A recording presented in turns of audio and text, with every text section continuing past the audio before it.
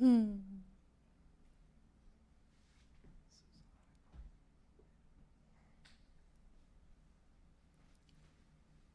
Hi, welcome back to the Healing Conversation, Part 2.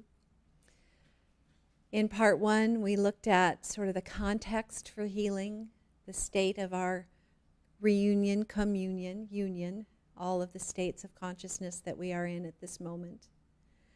And tonight we're going to go even deeper on the 5 pattern-interrupting questions that are the heart and soul of the healing conversation. And I'm going to start by just sharing a reading that came across my feed today. It's kind of how my life runs. It is very much run by synchronicity. So when things show up and they touch me deeply, I tend to pay close attention. This one did in particular. The illusion that safety lies in inertia is due to a glitch in human perception called status quo bias, or as we've come to call it, the curse of certainty, which causes people's default assumption to be that keeping things the same is less risky than change, even when that is plainly not the case. If you've ever been stuck up a tree as a kid, you've experienced status quo bias very concretely. If you remain too afraid to release your grip on the branches swaying in the wind, you remain in a position that is entirely unsustainable. That's where we're at right now, collectively as a species, all around the world. Our old way of doing things clearly is not working, but we're still clinging to the thin branches at the top of the tree because our precarious situation causes us to mistake stillness for safety. But the safety isn't up there, it's down on the ground with our feet firmly planted on old Mother Earth. It's a big movement from a society that is based on competition and driven by profit to a society that is based on collaboration with each other and with our ecosystem, and based on compassion for all beings. Until we actually let go of our attachment to the status quo and take the leap into the unknown, trusting in our ability to course correct as needed once we are in motion, we're just killing time in the doldrums, waiting for the end of the world. As we, a week from tonight will be Christmas, that feels like a very dark statement to make about living in the doldrums, but I felt for a long time, and I think a lot of others have felt, that we are kind of engaged in a path of mutual destruction, a path of unsustainability. And even this evening, just getting ready to come online with everybody, we were having a conversation about, within a few years, there's going to be wetlands in places where we had parking lots and city streets. And we're going to have to make adjustments to how we live on this planet in ways that we don't even yet imagine for ourselves. So to stay in that bias of status quo, like the curse of certainty, is starting to become evident, if not existentially evident, to all of us.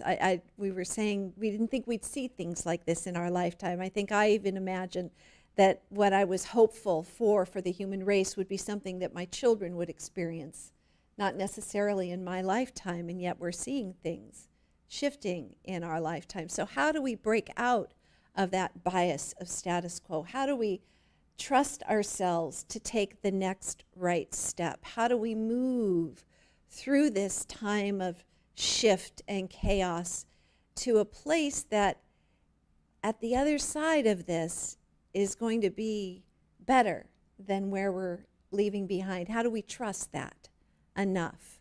And so tonight I want to take you through this idea that the way forward is to look backward through a different lens, to go to school on our wounding rather than be attached to things as they are. In order for us to move to the new story, we have to look at the old story through the lens of love, the lens of compassion, and with curiosity, to really begin to unpack all the ways that our wounding has brought us to this existential reality that we're living in right now. This, some would call it a suicide pact.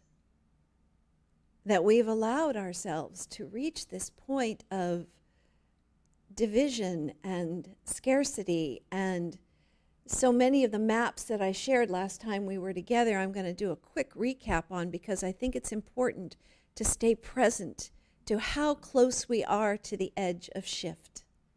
And that each one of us is feeling that within our own stories right now.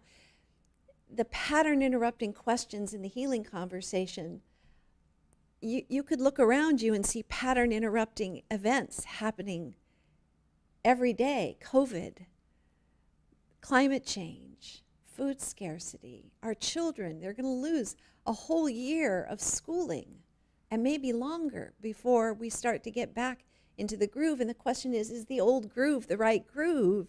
Or is this really an invitation?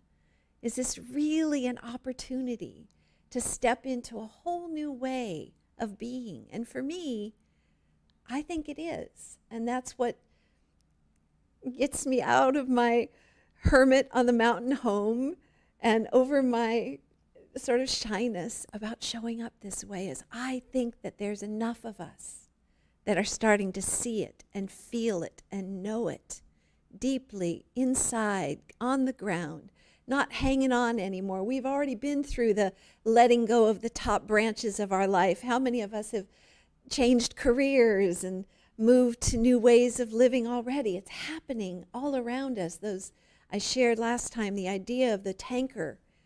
In order to make a turn, it takes a mile to navigate that turn, and it isn't one rudder, it isn't one force, it's each of those little rudders, dozens and dozens and dozens of rudders, shifting, incrementally shifting the direction of that tanker. We are, each of us, one of those little rudders in the shift or trajectory of the human story. And so healing ourselves is the path to moving those rudders one by one, so that as a human species, we step out of the suicide pact and we step into the healing conversation. And so if you remember last time we were together in session 1, we talked a lot about the curse of certainty and how we are needing a bridge to move from that status quo bias to this place where we can really step into our pure potentiality, the aspect of ourselves we have yet to meet collectively. Many of us have done work in consciousness where we are healing our own wounds and finally showing up ready to consent to the human experience as it is, whatever it is. Acceptance is the key to that consent, taking it all as an expression of love, even the really hard stuff. And we'll talk about that in more detail tonight. But that moving from that curse of certainty to a field of pure potentiality is the heart of this healing conversation. We talked about how curiosity is the antidote to certainty. And the quality of questions we ask ourselves opens up an opportunity to look for different answers. Talked about transcending from the me to the we, to moving out of self-focus to serving the greater good. And the more that we align with that truth, that greater good truth within ourselves, the more we again begin to shift the rudders that move us in the new direction. We talked about our body of knowledge and all the senses that our bodies encapsulate and our big toe. And so I want to share these maps again because they are an important sort of context-setting element of the healing conversation. And I think about what we're really trying to bridge is from fear to love. And the good news is we've got kind of an ace advantage in this path, that our bodies are wired for love, that it is the backdoor hack to the human story. It is the way that we find our way home. I was describing to a young person the other day, they were like, so if life was a video game, how would it go? I was like, oh, well, in my world, the game goes like this. You arrive and you don't know who you are. and you don't know what the rules are, and you arrive in a set and setting, and that can include parents and towns and philosophies and cultures and religions, and all of that feeds into the tapestry of your arrival. And the game, to win the game, is to figure out how everybody wins together. There are no winners alone. It's that everybody must win or nobody wins. And so you go through life feeling your way into what is a win for everybody. And right now, we're in this beautiful dance between me and we, between rugged individualism and communal well-being. And we have this false illusion that freedom is tied to free will. And it is, but only when it's sourced from love. When we source our free will from fear, there is no freedom. There's the illusion of safety, but that safety depends on things outside of ourselves. When we're sourced from within, then we know that our safety is innate, that we are whole just as we are. And so this dance that we're in, this movement between the me and the we, the mask and the no mask, the way forward and the not the way forward, the divisiveness of our expression as a human species is in service to helping us remember that my well-being is tied to your well-being, is tied to your well-being, is tied to your well-being. There is the illusion of separation that any one of us can make this life sustainable by ourselves. And so the curse of certainty is the illusion that we are separate. And so we have to reconnect with our innocence again to find our way back to our source code of love.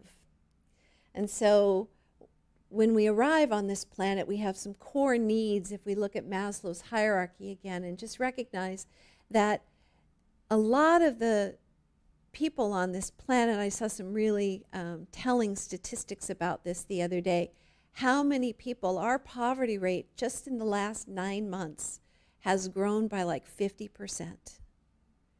That's how many people are now sliding lower and lower into the scarcity aspect of the human experience. And so we are being reminded daily by how close we all are to the edge of collapse in this society. This suicide pact, this path of mutual destruction is visible to us now in ways that it has been hidden in the shadows before. Our shadow is now showing itself fully. And so this is an opportunity for those that have the sight to see it that way, the lens of perception, to see this as a gift for the shift, and not as hard as it is that we are going through hundreds of thousands of people dying in this moment, as that shadow is showing itself for how poorly our systems and our structures tend each other. We are also seeing a rise in humans saying, enough is enough. Now is the time. And so we are making that shift from me to we, to stepping outside of our own self and moving up the ladder to serving the greater good. And the beauty of that is not only do we thrive in that ourselves, but we create a world where everybody thrives. So this idea that I don't want to do this because it's a free country, I get to get away with anything I want within the law, and even that's turned out to be less thoughtful as we hoped it might be, that people are doing things to each other that don't seem to have any consequences. We're moving to a state of reveal, and a lot of people are focused on this is the end times and this is an apocalypse that we're going through, And I would just offer you that if you go deep into the meaning of those words, apocalypse means to reveal. And the end times, I'm a big fan of Michael Meade, the mythologist and teacher, and he says end times, if you look at the source of that word, it's not like you're cutting something off and it's ending. It's like the fabric of our society is coming unraveled. That's what end times means. It isn't a blunt cut. It's an unraveling of who we are, and it's up to each of us to grab our thread in the human story, in our human tapestry, and hold it tight and fully express in that thread. And that's how we begin to weave that new tapestry, to go from me to we. We talked about that the human body is wired for love, and that there's, you know, if we think about truly the appetites of the human body being, we have to be able to breathe, we have to have water, we have to have food, we have to have shelter. And as we move up the list of needs from Maslow's perspective, we need security, we need community. And only when we have those, not necessarily physical things tended, but our metaphysical things tended, are we ready to move up that ladder from me to we. And so to move from surviving to thriving is recognizing that our source code is love, and that fear is a malware that has corrupted our human operating system. And so we're going through an interesting aspect of reintegration as a human species by having to be separate from each other because of the virus, wearing masks because of the virus. And I think of that as sort of an initiation. Studying tribal initiations, they often wear masks. And at the end, everybody removes the masks and finds their truth with each other again. I feel like we are living metaphorically in that same type of an initiation now, where our bodies are being asked to up-level to our source code again, to remove the malware of fear. There's been so much celebration this week about the vaccine, but Stephen and I were just talking tonight thinking, we probably got another year of mask wearing to go. This is good news, and there's light at the end of the tunnel, but how do we navigate over these next several months?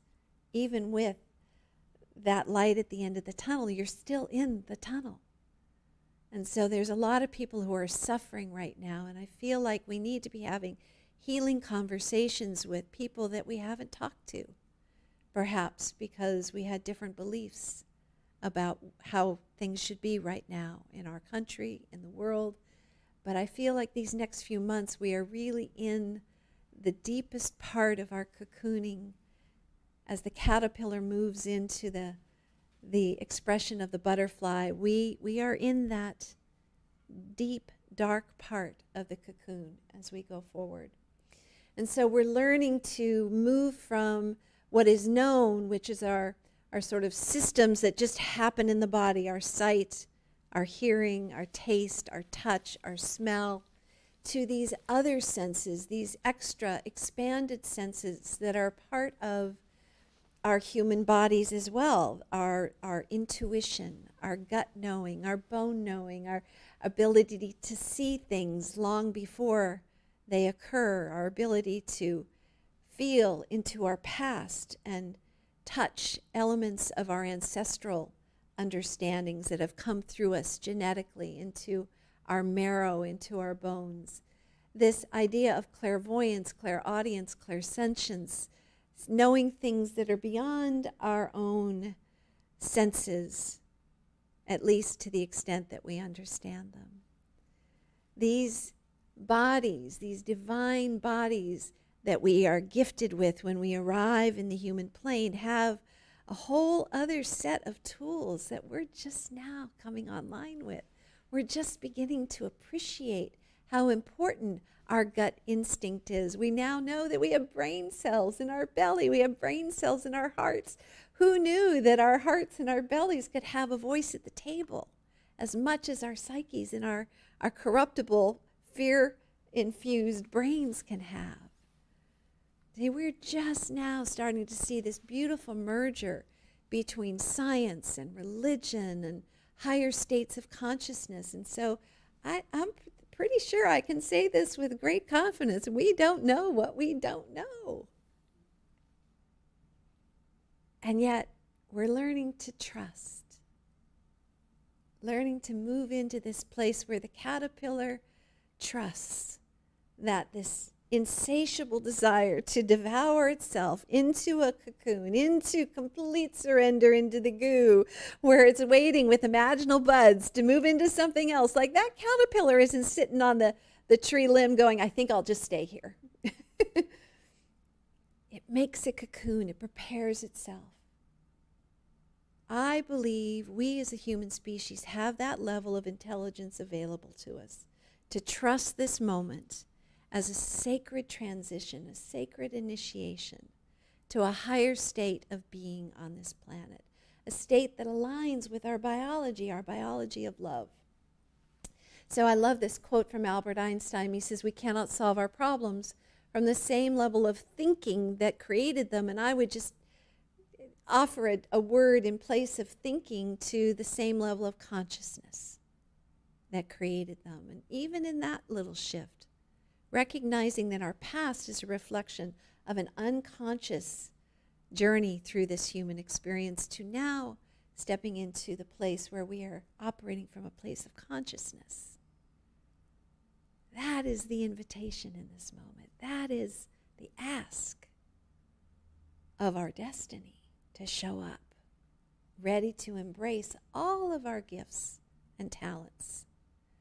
And so the right side of the spectrum over there is this conscious bio-navigation systems. They're coming online, and if you've read the book Stealing Fire, it's all about flow states and ecstasis and all the different ways that we can reach those altered states of consciousness to create, get the words, pattern interrupt in the way that our neural pathways process the human experience, our human landscape. We're moving into that place where we're going to be able to see it, feel it, experience it, touch it, interact with it, with tools in our bodies that we never even knew we had. And yet children are showing up across the planet with skills and talents and intellect to, I even question all the humans that are showing up on the spectrum now that we've never been present to before. I trust that wherever we're going, those skills to be able to focus in and sort of filter out all the old story. They're not attached to a history, to an old story. I have such curiosity for how we're showing up now as it serves our future. Not that it is a burden on the present, but that everything happens for a reason. It's all a manifestation. It's all part of our source code to figure this out. And so it's with that level of curiosity that I hold this healing conversation, because I don't want to pretend that I have all the answers. I just have really burning questions that I want to ask people, that I want to share conversations with. Like, I think we are a conversation or two or three or 7.5 billion away from shifting out of that suicide pact into something, into a world that brings us back into homeostasis with ourselves, that aligns with our true nature of love, our essence, our core operating system sources from love. And so this idea that we have a beginning point and an ending point, I believe with every part of my heart that there is something beyond the physical plane because of my own experiences with when I had the pulmonary embolism and I died, and felt that reality that there is something beyond this. But even greater than that, there is this act of the human imagination that we can create a reality for ourselves. Look at this. Everything we experience is a reflection of the agreed upon construct that we've entered into. And so, if this is an agreed upon construct, breaking the suicide pact is also an option for us. Moving out of this construct is a choice away, is a divine, creative, imaginative choice away. I feel like so much of the suffering in the world today is really a failure, a lack of imagination. And so this healing conversation is meant to sort of excite the wounding, talk about the things that seem irreconcilable, things that we think we can never bridge the divide. I just don't accept that as our reality. That is a bias against our own self-interest that goes against our source code of love.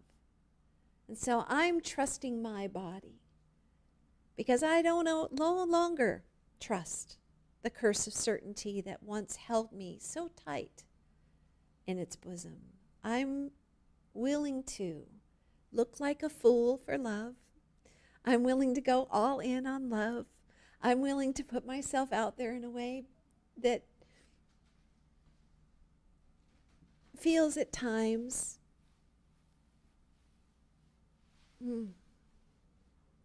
like it's too much, too big. Who do you think you are?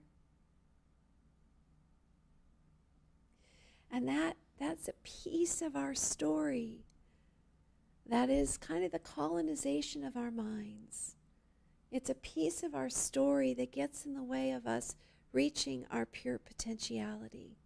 So instead of viewing this channel, this message, this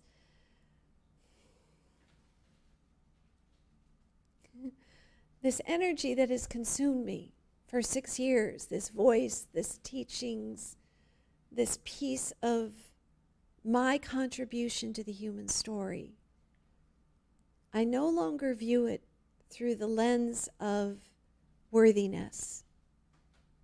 What I look for instead is, where is the ease in my body? And I can only find ease if I go all in on this and show up vulnerable and scared about how it's going to land out there. But I share this out loud with you because you're facing the same precipice. We all are. We're all standing at the edge of our light. We're standing at the edge of holding our truth in a way that feels scary, but there's an ease in it. And that ease is what I want us to feel for as I go through the healing conversation. A beautiful sister wrote me a note after session 1, and she said, I felt like you were parenting, like I was being parented in a good way, like these are the words I wished I'd heard out of my mother's mouth when I was a child. These are the words I wished I'd heard out of my father's mouth when I was a child. So I can't hold back. I have to trust that the ease that I seek in my life brings me to this place where I have to share this with you. And you have to do what your have to do is.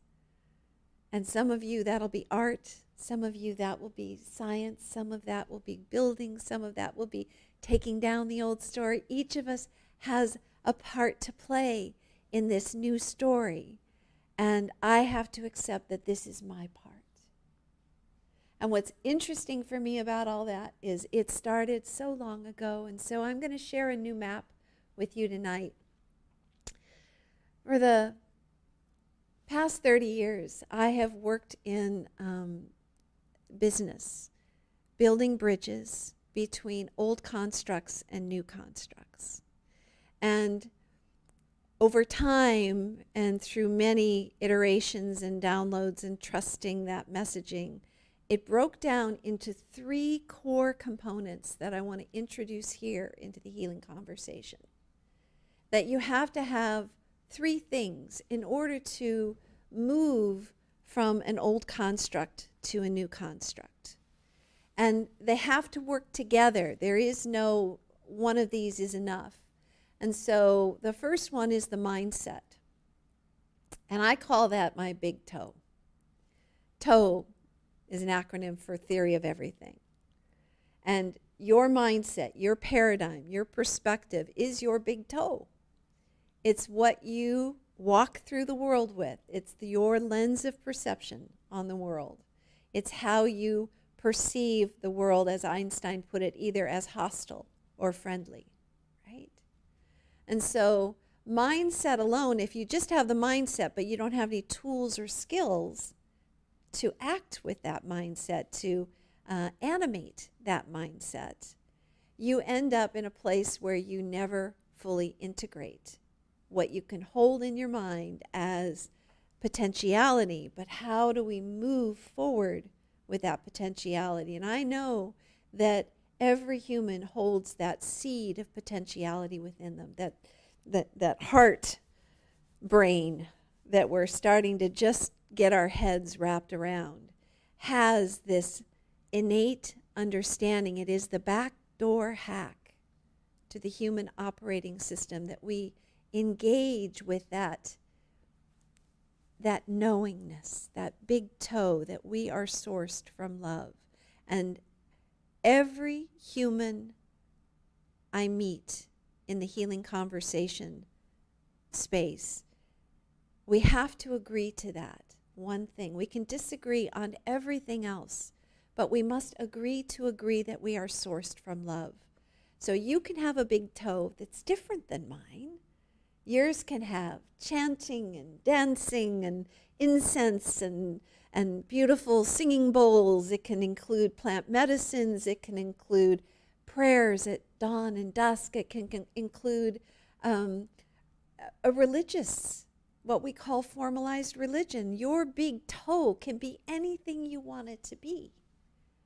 Your origin story, how did we get here and where do we go? You get to design your own theory of everything.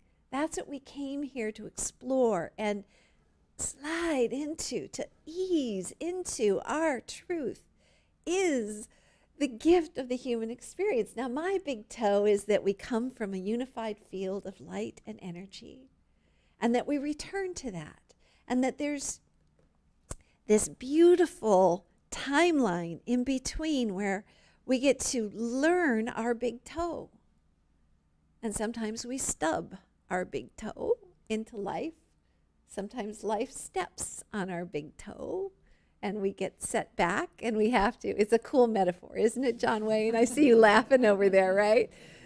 Right? Sometimes we step on each other's. It's a dance. We're learning to be in a boundaried existence. We come from no boundaries to a physical plane where we accept boundaries as part of our construct. And the boundaries are both physical, but they're energetic, they're psychic. And so we're here to learn boundaries. And I would put 100 therapists in a room and say, what is the number one issue that people struggle with in their healing process? And it's boundaries. Codependency is an over intrusion into each other's psychic boundaries. Abuse is an over intrusion into physical boundaries. All the ways that we give up parts of our soul to the human construct that we're living in is broken boundaries.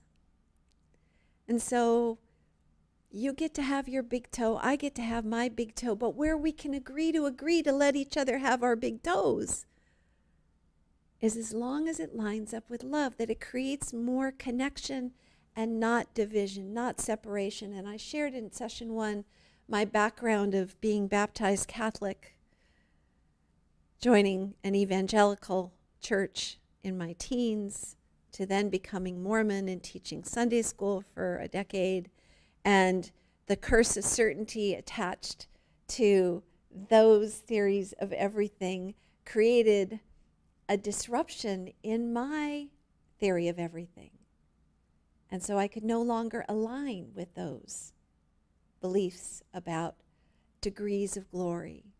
And if you only if you do it our way do you go to heaven. I just couldn't line that up with, no, that creates separation. That is a fear-based idea. That some are worthy and others aren't. And in session 4, I'm going to talk about supremacy and its role in the suffering that we exist in. It's fear-based dogma and how it has created a world where so many people live on the bottom rungs of Maslow's hierarchy of needs. And your theory of everything steps on my theory of everything is where it aligns with fear and not love. And so we get to have boundaries. You know, love is boundaried. It's unconditional, but it is also boundaried. And those two concepts, we're going to spend some time unpacking that. But I just want you to get the idea that the big toe is important. And I figure everybody ought to have one by the time they're about 50 years old. I think it takes that long to start to really lean into my big toe. And it's pretty much when you pass that midpoint of you have less time ahead of you than you just left behind. Like that turning point in your life. Some people have a big toe midlife crisis because their old life isn't serving them, right? And therapists will, you know, if we could understand that this is why we have midlife crises and look at it not as something that we tease or shame or make people wrong for having an existential interrupt in their story, we could hold it through the lens of love and say, yeah, you go do you. Let's figure out what you really want. I think it took me until I was in my 50s to stop listening to the voices of others, to follow and trust my own path. What's interesting, and I don't know if anybody else is seeing it this way, but maybe, you know, those of you who have children, I think they're getting this much earlier than we did. They're learning this lesson much sooner than we did. And so I'm hopeful. I'm excited that they're getting to stand on their big toes earlier in life than we are. And I said, Michael Meade again, when he says this unraveling that each of us has to take our thread in the tapestry and reweave that tapestry in a way that creates a world that is safe and honoring of our existential well-being, that we're sourced from love, right?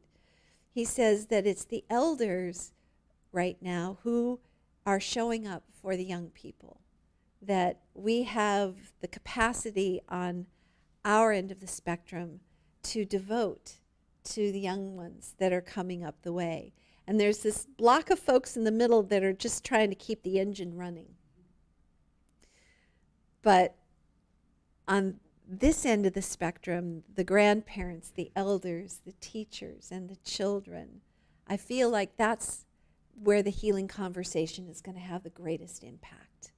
Is we're not going to get in the middle of the chaos about whose path is certain. We're going to go to the ends where certainty is still a big curiosity. Like, I don't know exactly what death is going to feel like, but I'm getting closer to it. And they just came out of being born, so there's this energy of between elders and children. In Africa, they give the children over to the elders to raise for the first decade. And only then do the children then move into the tribe with their nuclear families. And it's fascinating how we're just starting to figure this out in the Western world. So mindset, then skill set. Well, the skill set is baked into our biology. It's the curiosity that we're born with.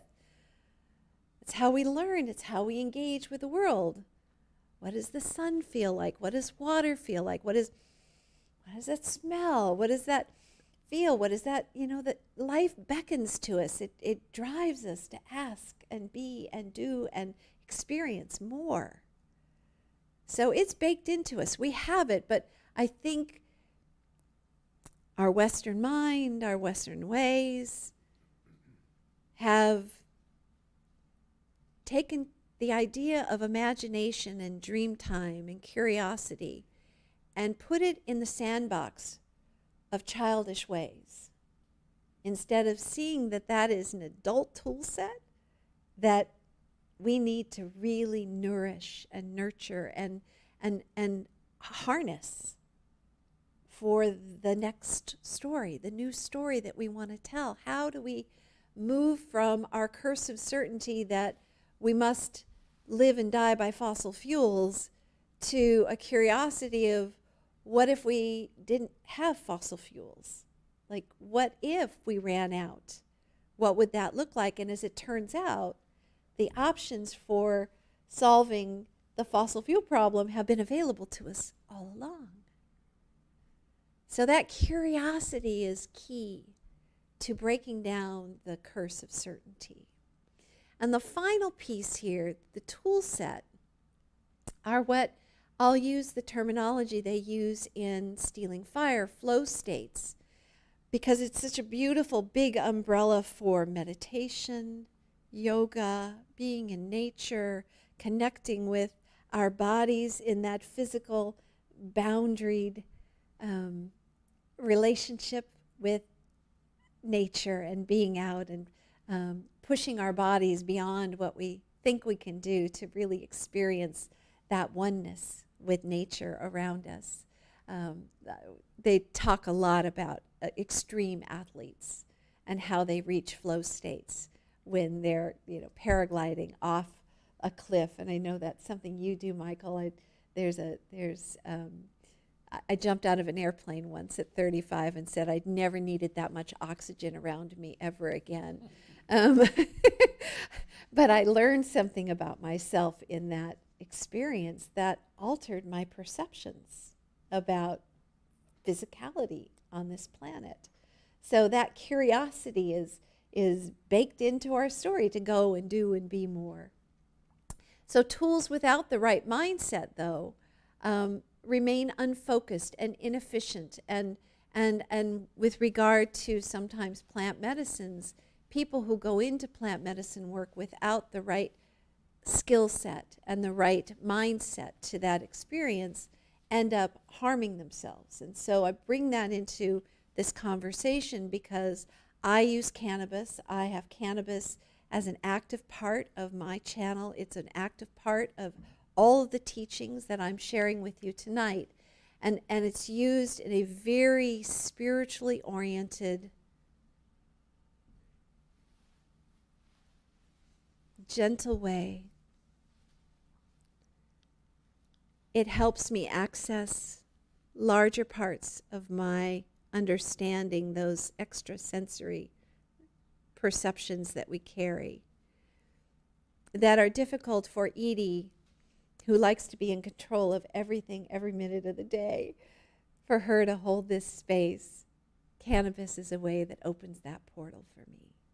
And what's interesting about cannabis, if you read Michael Pollan's book on the botany of desire, he says that we have relationships with plants across this planet that bring us into these flow states, these altered states, and that cannabis is the one that has been with us from the very beginning. There's lots and lots of evidence that early religious scholars were probably doing a bit of the green as they were downloading all of this deep wisdom.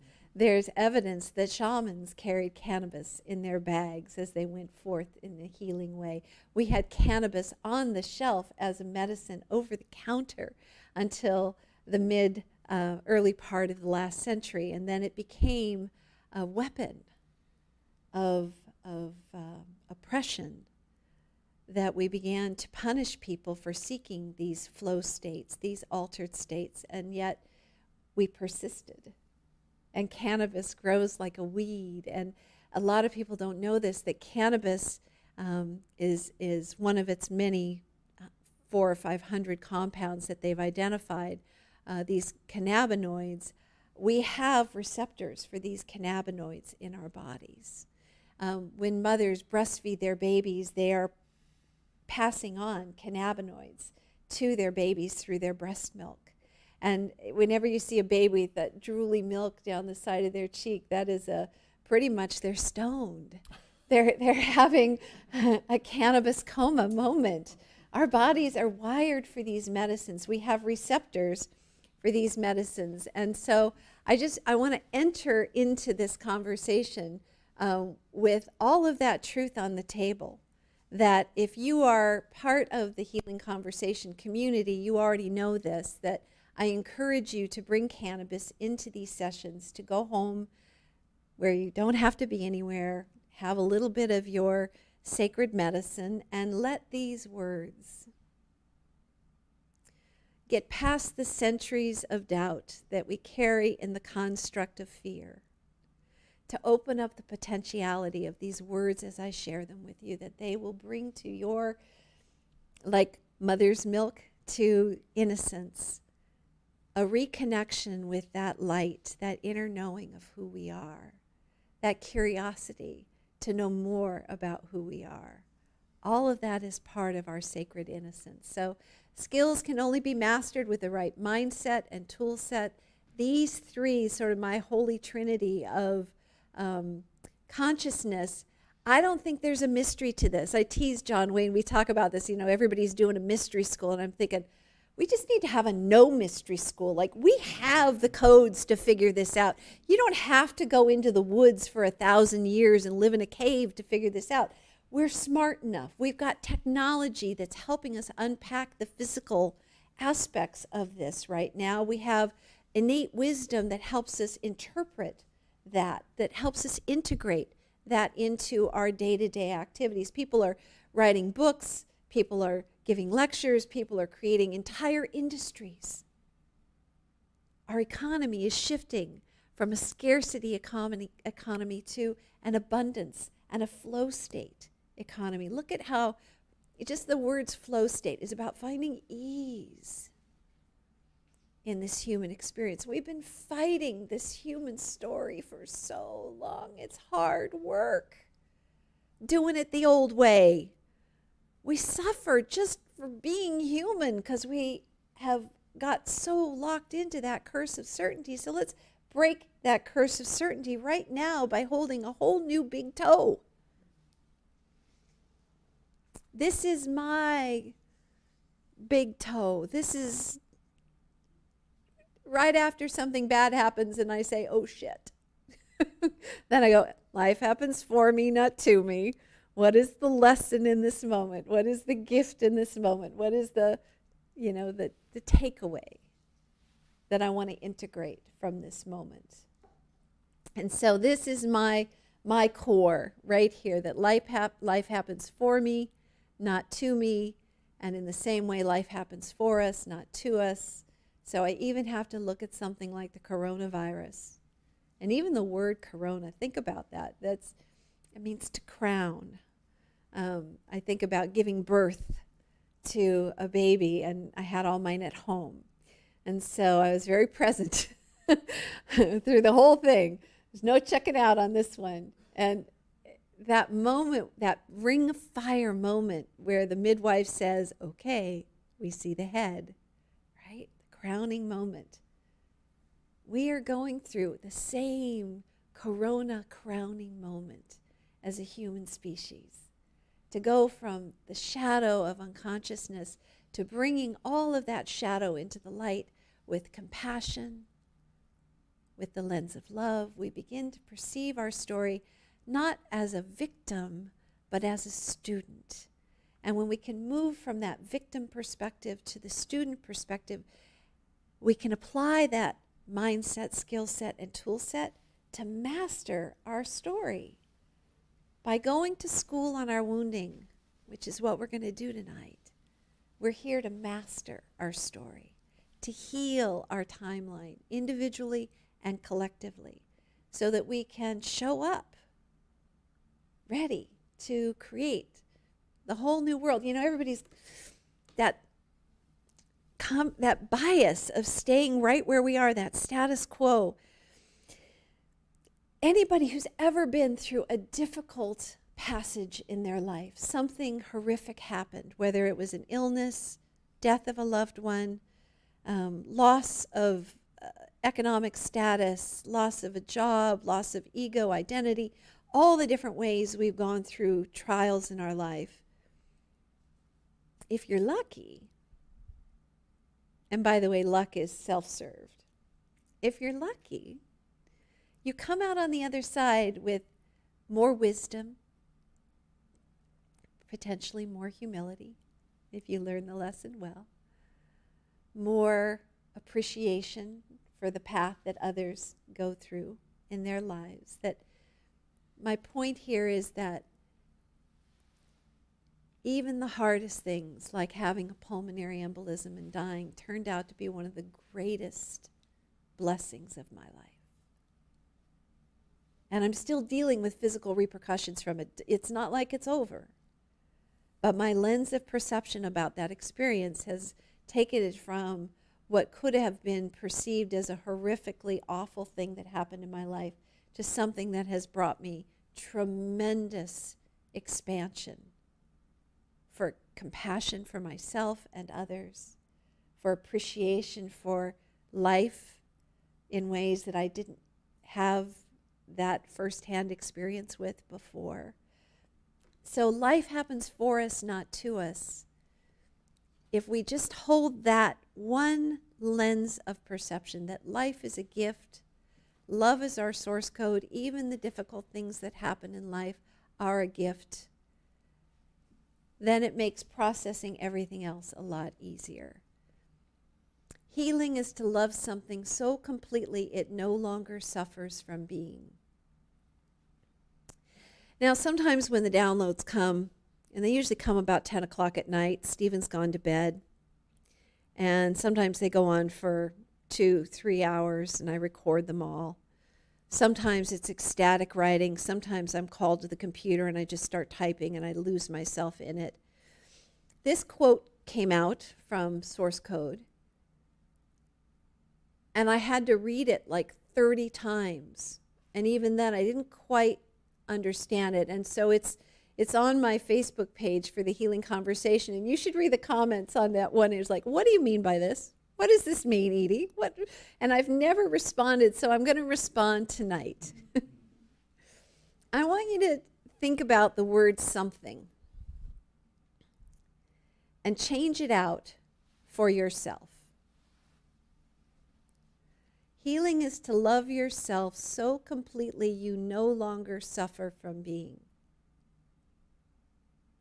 Healing is to love, let's say the word others in there, others so completely that they no longer suffer from being.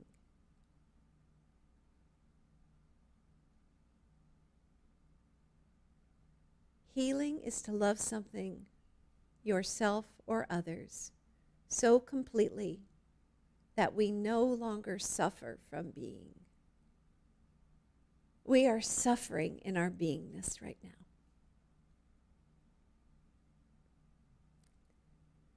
So there is a call to action in each of our bellies that got you here now in this moment, making the choices you've made, your own healing self-full choices along the way, because it's in our nature to love ourselves enough to heal. And yet there are impediments to that. And so that's what these 5 questions are designed to break open in each of us. And so I'm just going to share with you this quote from Einstein. I love this. He says, "If I had an hour to solve a problem and my life depended on the solution, I would spend the first 5 minutes determining the proper question to ask. For once I know the proper question, I could solve the problem in less than 5 minutes."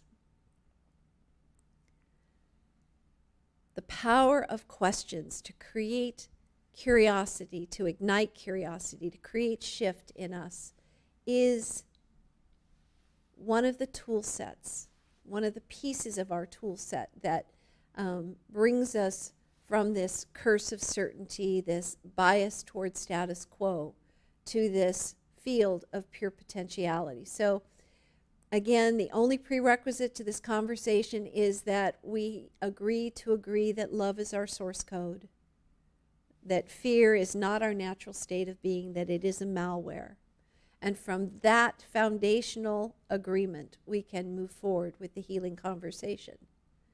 Now, my goal with sharing this with people is I would like to have everybody in the world take this tool out there and start doing it with their friends, their family, their communities. I believe that we are truly just a few conversations away from showing up through a different lens of perception about how do we move from this suicide pact, this path of mutual destruction, to one where we can all be met with love, that we can all reach our highest potential as human beings. So if we can agree that love is our source code, then we can proceed. Now here's the thing. There are going to be people who will not agree to that. And I can't go there. I have to have a boundary of well-being around myself. And so if somebody is unwilling to go to a place of agreement that the golden rule is good enough, that we can trust the golden rule, that all the great teachers, all the great religions, all the great spiritual masters have all come back in some form or another, using unique words, but all ending in the same place, that we are one, that how I treat you is how I treat myself. And how I treat myself is how I treat you. That golden rule has to be enough, or we cannot move forward. And so, John Wayne, I look at you, brother, because we've had this conversation about church and religion and how that curse of certainty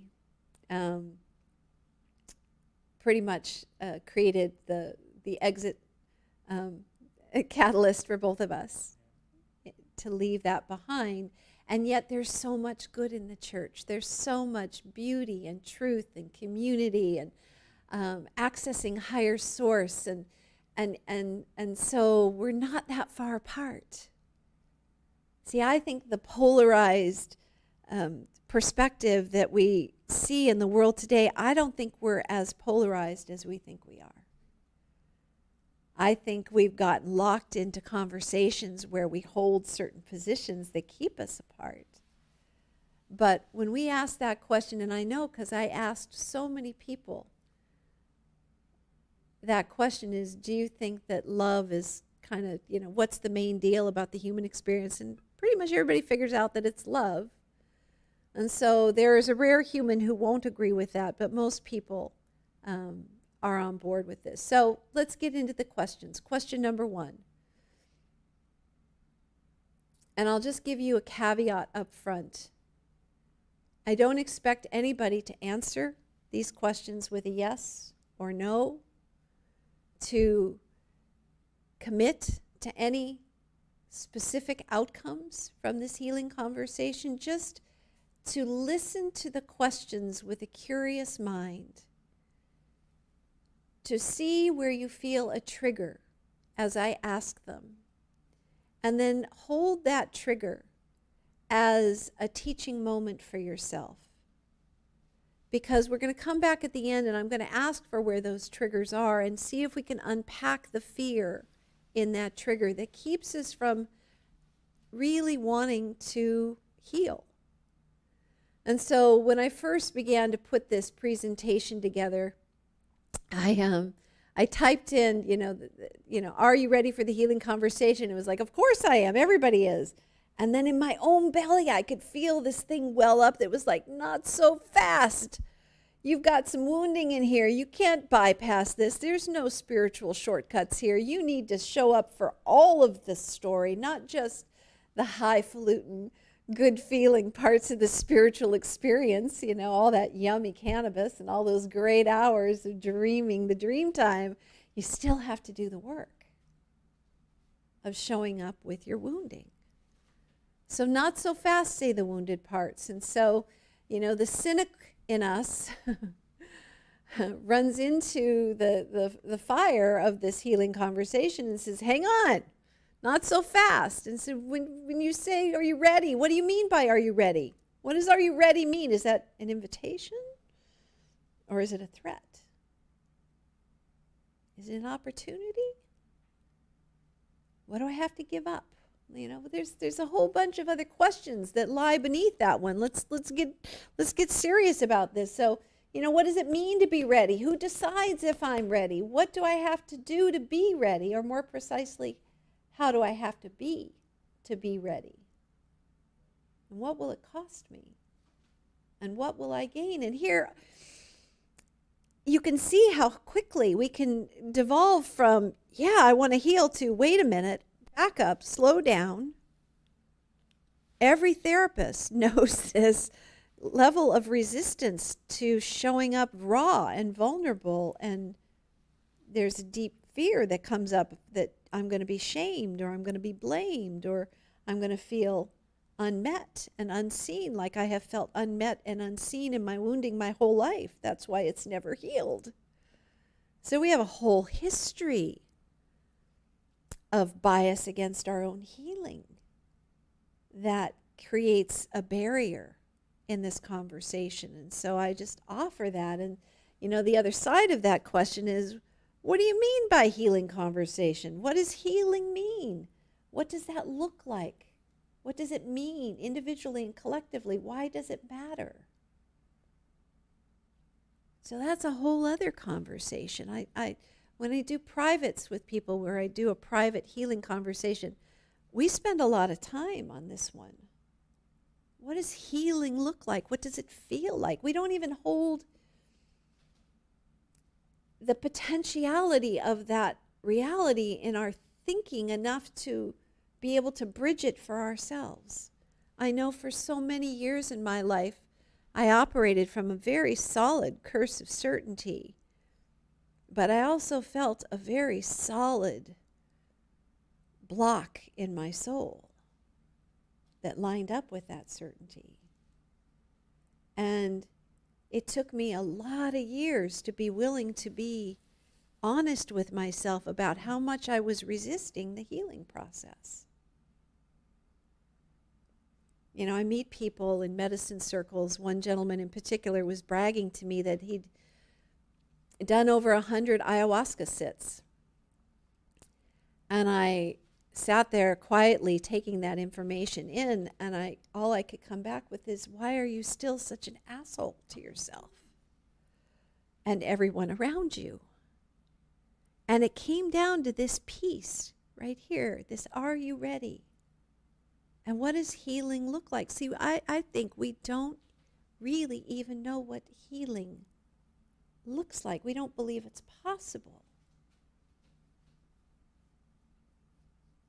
So that, to me, like, when I had the pulmonary embolism, I laid in bed for weeks, and I thought, wow, I need to really heal this body. And I'd never even considered what that would feel like, because I'd been at war with my body my whole life. I'm still in the trenches with it now, wrestling the demons of my soul to figure out this last piece of what does a healed story look like.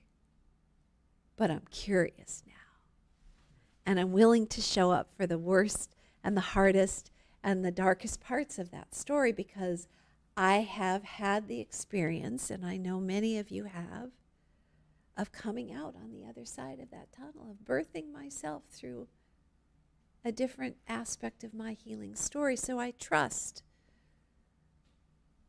the constancy of curiosity to move me forward in this process. So that's what I mean by, are you ready? Do you have a constancy of curiosity? Do you want to, even if you don't know how to, trust that you have within you the potentiality for healing yourself? Don't answer that. It's a trick question, because it's gonna come back. It's gonna chase you. It's gonna dog you. It really is. It's not. Therapists have seen this. People who come for years and years and years and cycle around the same hurts, the same wounds. But why this, that? You're still feeling betrayed and hurt, and why was I hurt? And And so we have a context that says we have to find a villain if we are to remain a victim. But if life happens for us, not to us, we have a different context for processing even the villains in our story, even the challengers in our story. Not everybody's going to be an ally. Some are going to show up to scratch our wounds, to cause us to look deeper. So, as far as we can discern, the sole purpose of the human existence is to kindle a light of meaning in the darkness of being. It's up to us to create the meaning of this existence. And if we're going to go all out on creating a meaning, let's create one that's based in love.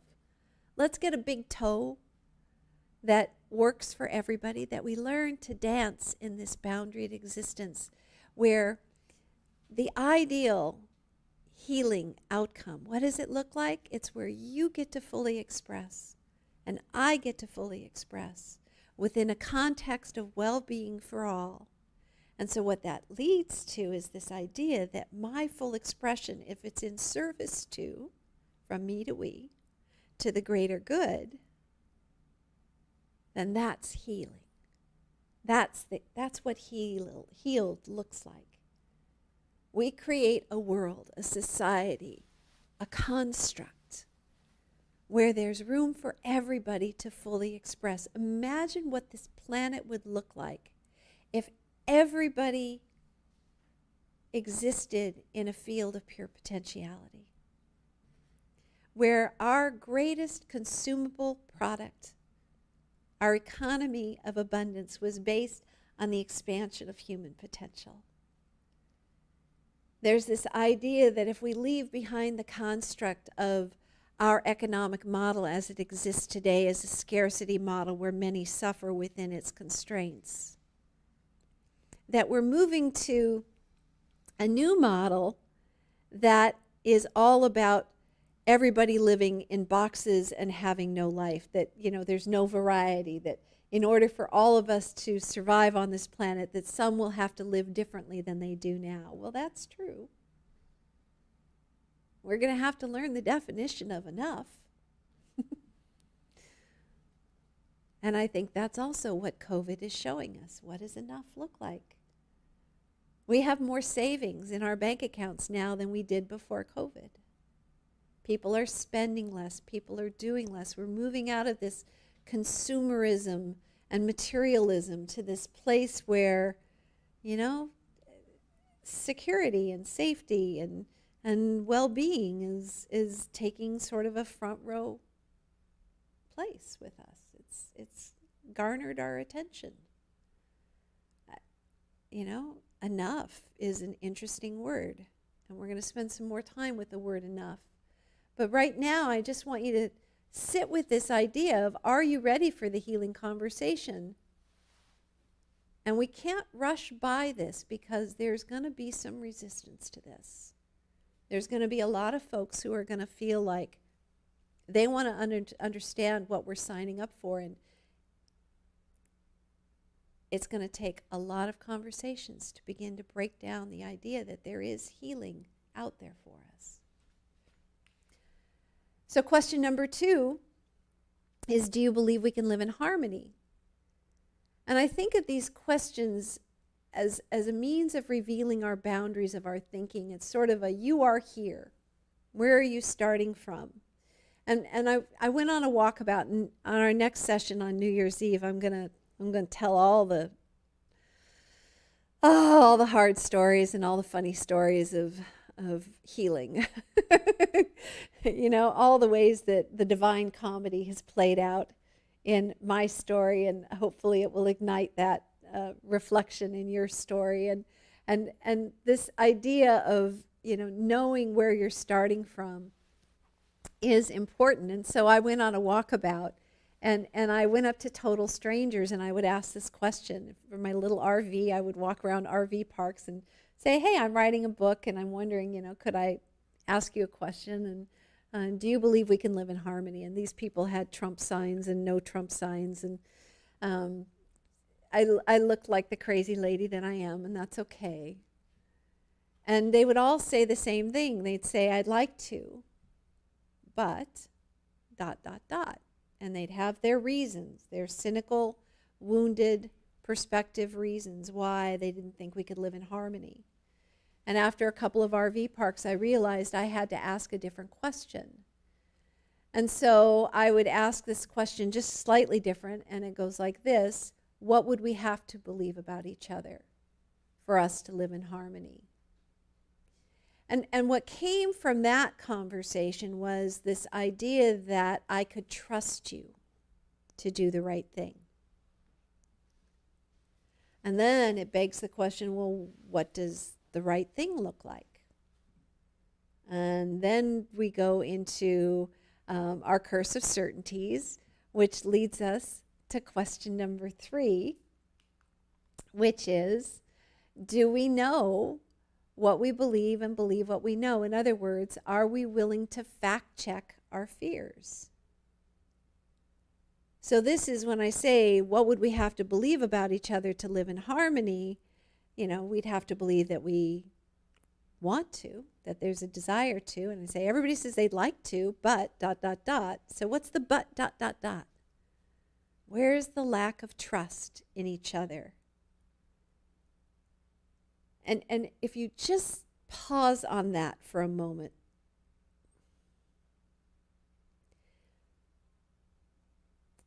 we come from a unified field of love into a physical form to experience physical love in a physical plane. To merge the metaphysical expression of love, the energetic expression of love, in a physical reality.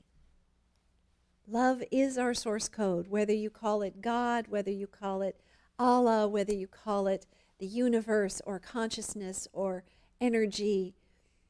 We are wired for love, biologically wired for love. So anything that gets in the way of us acting in accordance with that, you have to assume is a malware. It goes against our biological self-interest to operate in this world from a place of fear, not love. And so this word bias is really powerful. And one of the downloads that came through said it's an acronym for believe it as so. Are we willing to fact check our beliefs? Are we willing to go deep on what we really know and where knowing comes from versus what we come to believe? And my take on this, and I ask people to sit with this idea because it's a really big idea, that bias, our beliefs, are based in fear because they come from outside of us. And that because they come from outside of us, we have a fear of losing them. Whereas what we know, our truth, our essence, comes from within. And so this is an expression of boundaries, of where do I end and the human story begins. Where do I source my love from? Where do I source my well-being? Where do I source my expression in this world from? Does it come from within, or is it a reflection of what society expects from me, what my parents expect of me, what I was trained to show up as in this world? And so this idea of do we believe what we know and know what we believe? Are we willing to fact check our fears? This is the biggest piece of all of it. The willingness to deconstruct our construct, our mental construct, about where truth comes from. I think of religion as an externalization of power and truth, putting myself in the hands of somebody out there that can be mercurial, capricious, vengeful, depending upon whether you're reading the Old Testament, the New Testament. I mean, the stories told about this Yahweh, this higher power, has some elements of big fear, big oppression. And so I have a hard time lining up with that. So I had to go inward. And so this piece of we cannot heal humanity until the resistance of the mind surrenders to the safety of the soul. We have to heal that within ourselves. We have to learn to trust our own inner wisdom. So part one of this is, do we believe what we know? What does our sacred guidance system really inform? And what constitutes evidence? When people say, well, this is what I believe. I know it's true. Okay. Does your belief bring more connection and more love into the world, or does it create more separation and division? And so that's what I want you to check in with your own bodies. Whatever you believe, check it. Does it bring more connection, more love, more safety with the world around you, or does it create more fear and division? Like, if I don't believe this, I'm going to hell. If I don't behave a certain way, I'm going to be judged. Or if I act in alignment with my own truth, I love myself enough to trust myself, to follow the wisdom of my own heart. Wherever that lands is an expression of love in the world. It is setting a boundary of where I end and where you begin. And so this is the dance that we are in right here. Our believe it as so's get woven into our big toes, and they feel at times like they are part of our identity and who we are. But if we believe that love is our source code, we have to be able to do the deconstruction of our own construct, to really feel in for, do my beliefs about who I am or others in the world make me feel like I belong here, or I don't want to be here? And I think there's a lot of people that don't want to be here. And I think it has to do with this piece. What are their believe it as so's? Back to Einstein's quote, do you believe this is a hostile world or a friendly world? Do you believe we're sourced in love, and that when we act from a place of love, we bring more love into the world, even if it creates challenging events in our lives, like a divorce, like the ending of a business, like the ending of a relationship, like all the ways that we hang back, we go along to get along because we don't want to disrupt other people. But every day that we are not living in alignment with ourselves, we create chaos for others too, because they don't know what is true about us because we're not living in truth, in alignment with ourselves. So this piece is about biases that we have about other things in the world outside of ourselves, but we also, if we've woven that bias into our big toe, creates a barrier for us to trust our own truth in the human story. And so the healing process requires sometimes that we take grandiose gestures. We make grandiose statements in our life. We act in ways that create a divorce, create a shift, a release of old energies from our lives. That midlife crisis that we talk about is a moment where people show up finally questioning their beliefs about their identity, finally being willing to deconstruct their construct. And yet, when people do make those grandiose gestures, we make them villains and wrong, and so a lot of us choose to just go along to get along. And so we got a whole world of people living half a life, never fully consented to the human experience, never fully here. And so getting to this bias, question number 3, what would we have to believe about others to live in harmony? It was interesting when I asked that of all of my RV guinea pigs, all these people that let me sit by their fire for an hour. They would say, well, I'd have to trust that that person would do this, this, and this, and this. There was never a statement of what they would have to do to live in harmony. It was always about what others would have to do, which shared such a profound truth to me in that moment, that people perceive that their well-being is absolutely tied to what others are doing.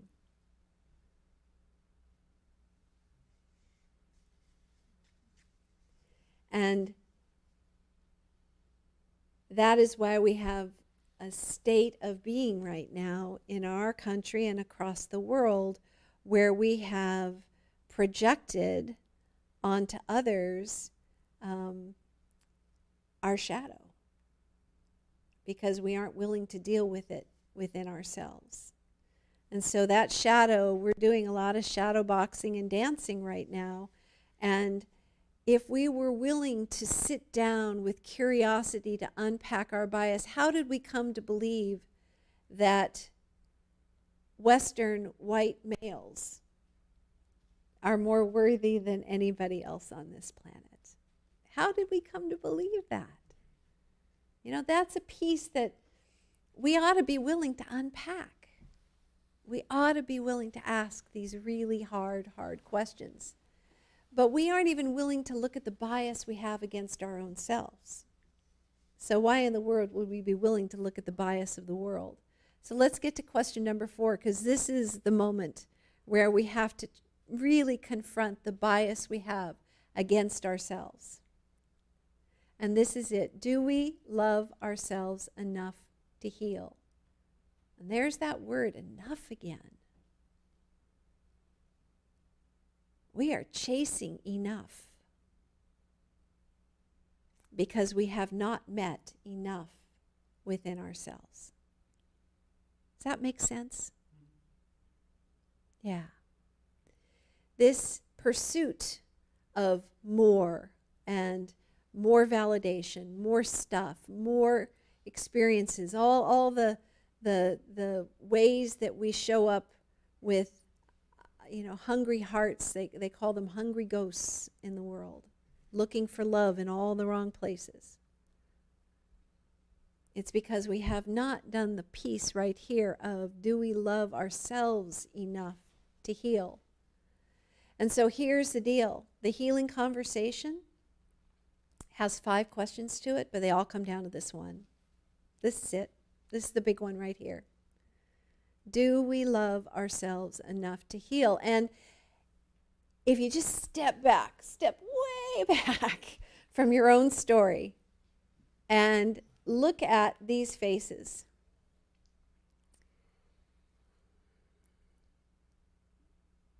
How could we have ended up in this place as we are today when we started out like that?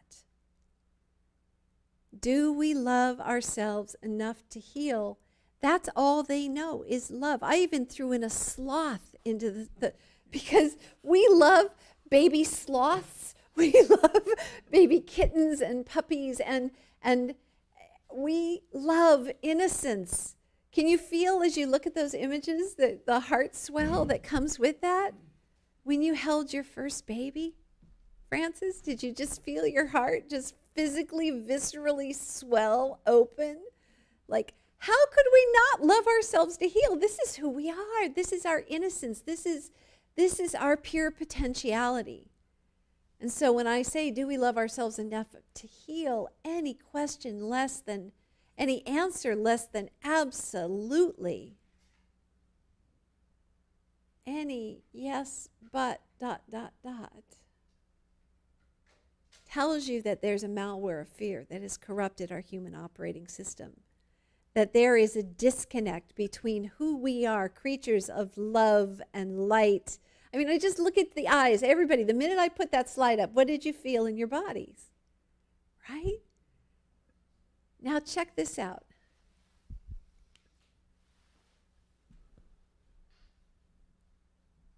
The picture on the left is my grandson.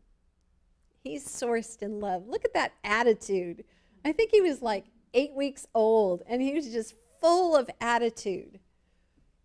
Attitude of love and curiosity and innocence. And then the picture on the right. How do we go from what's on the left to what's on the right? And more importantly, how do we reclaim that innocence lost in ourselves? That is a lifetime of work, a lifetime of joy, a lifetime of focus for each of us. And if we could create a construct, a world where expanding human potential is serving the greater good, that your expression, your fullest expression on this planet, is the gift that you get to bring to this world. There's no going along to get along if you want to transcend from me to we. Here's the trick question. Right here. This is the nutshell.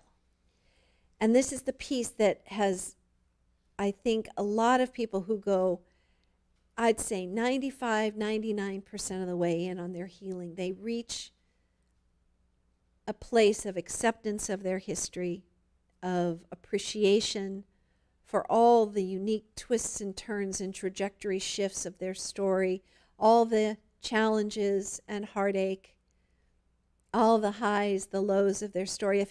One of my favorite exercises to do is to have people fill out a timeline from birth to now, leaving room on both ends for potentiality, and looking at all those trajectory shifting moments through this lens of reclaiming our innocence. What are the gifts? How do we go to school on our wounding in a way that we understand that having a pulmonary embolism was the pattern interrupt that would take me a few years to unpack, but finally got me out of a career that wasn't serving my best and highest use, to a few years of peace and quiet where I just needed to rest my body, to finally being ready to animate in a new way in this world that's more in alignment with who I am.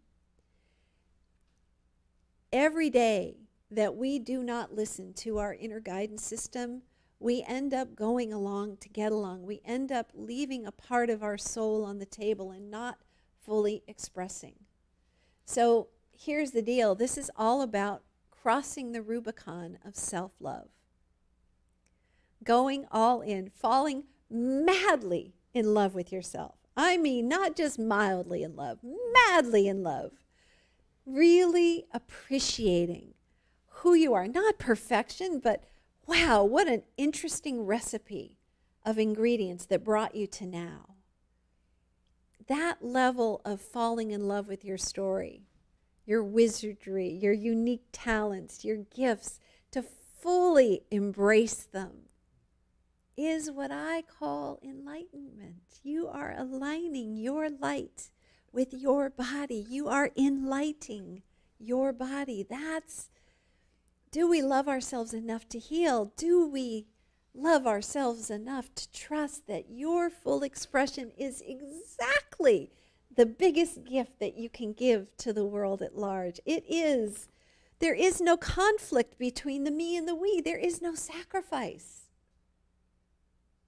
That is a lens of perception that keeps us forever constrained from fully, you're too big, too much, too this, too that.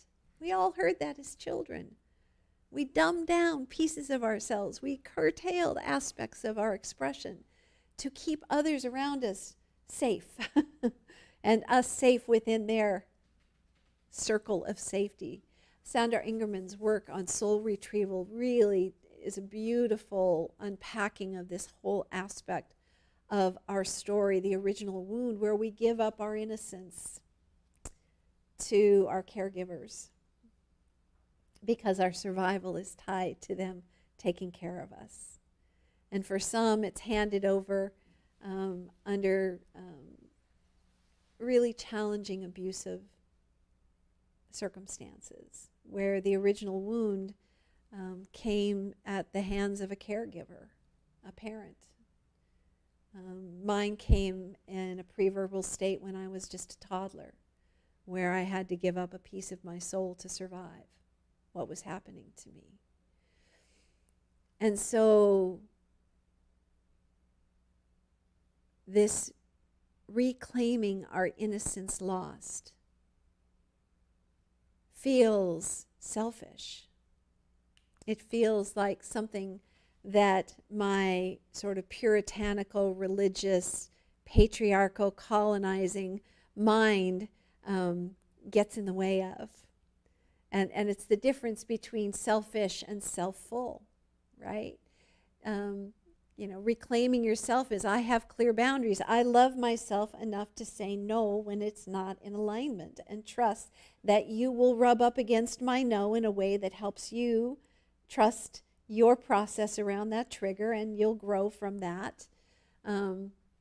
Versus I please people and can't say no. And I lived at that level of addiction much of my life, pleasing others, serving others, but not from a place of wholeness, but a place of survival.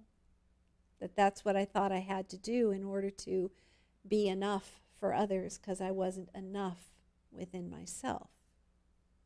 I tune inward to see how situations, people, and interactions affect my energy, versus I'm not connected to my inner world. I seek external validation.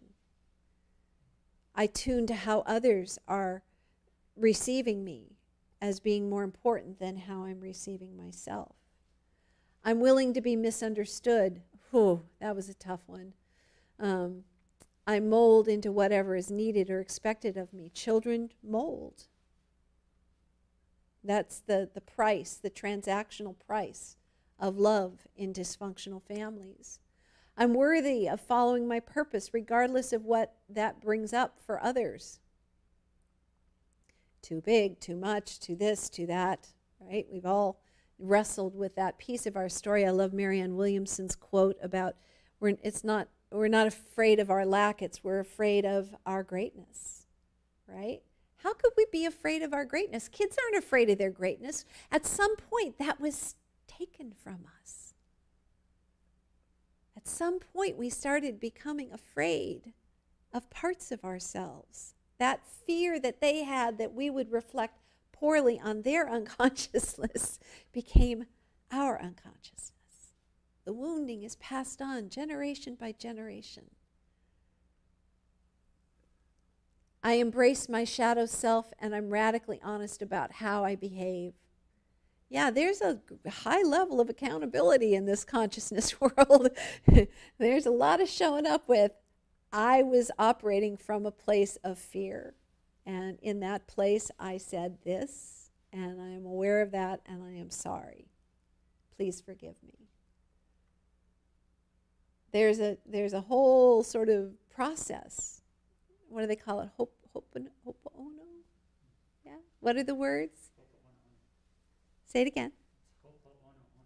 That, and the three statements are, this is a test. What they actually mean. I'm sorry. I'm sorry, please forgive me. Thank you. Yeah. Imagine now that we're on the other side of this pandemic and we're starting to enter into a new construct with each other. Life will never be the same for any of us after this. We will be changed by this. The question is, how will we be changed? Will we be changed for the better, or will we be changed for the worse? Will we be angrier, or will we be humbled and receptive to a new way of being with each other? I'm actively reparenting, unlearning, and focusing on conscious awareness. This self-awareness, this consenting to the human experience, your human experience, exactly as you are, is the healing conversation. It's the conversation that each of us is having inside of ourselves. And it is a self-full conversation. It is you filling up your source fountain, your connection with your enoughness. Means you don't have to go get it from any place else. And this, a friend asked me the other day, she goes, what do you mean when you say sticky love? And so I broke it down a little bit more here, that not all love is created equal. Not all that glitters is gold. Sometimes when parents operate from a place of unconsciousness, they show up with what looks like love, but there is an ask in the love. There is a dependency in that love that puts a burden on the child to make the parent whole. And so sticky love means there's strings attached. It's I love you if you act and be a certain way. Versus source love, it's coming from inside of ourselves. You know, I know we all know, and I've been one of those people who have chased validation and affection my whole life because I didn't know how to find it from within. And so you show up as super helpful and always there for others and a pleaser and a super mom and a superhuman and just perfect in every way, overachiever. I can do it all. I cook, I do it. The whole 15 years as a Mormon, man, I mastered Mom on the Prairie. I mean, I had that down, right? But it was all in search of fitting into something because I didn't know who I was. It was sticky love. It was asking that you mirror it back to me, everything I gave to you. And when you didn't, I was crushed. And how much of our society is operating from that frame of reference? I work and I give and I sacrifice and I give. And this idea that me and we are conflicting ideas keeps us locked into this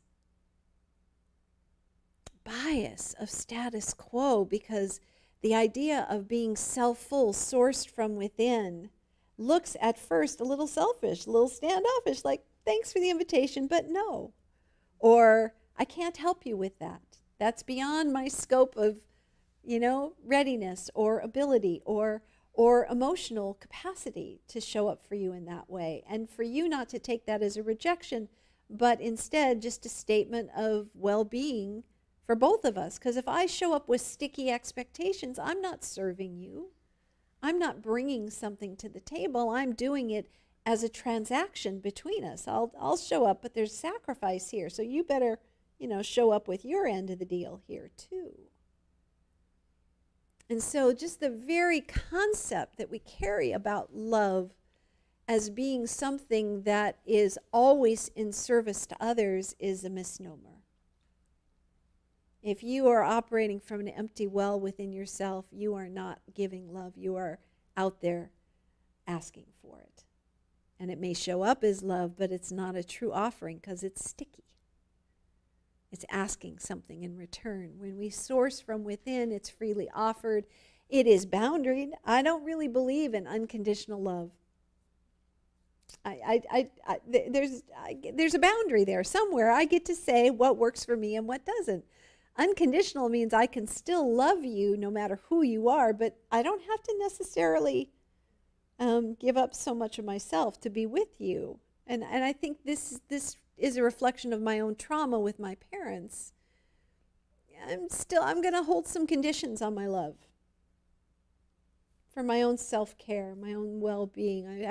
I have not ascended to the unconditional state. I may never get there, and I'm okay with that, because this feels really good to know where I can say no, trust my no, that when I operate from a place of self-love, that even if it lands hard on you, I can hold that with you too.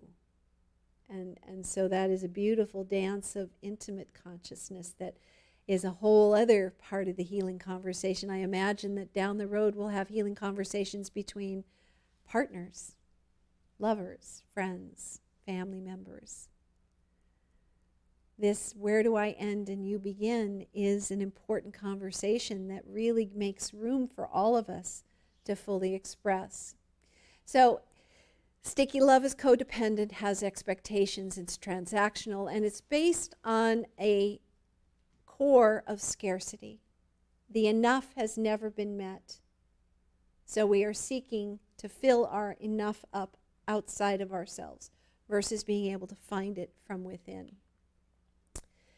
So when we have that gap, where that scarcity is, where that sticky love shows up in the world, this is also where our addictions fill the void created by loss of self.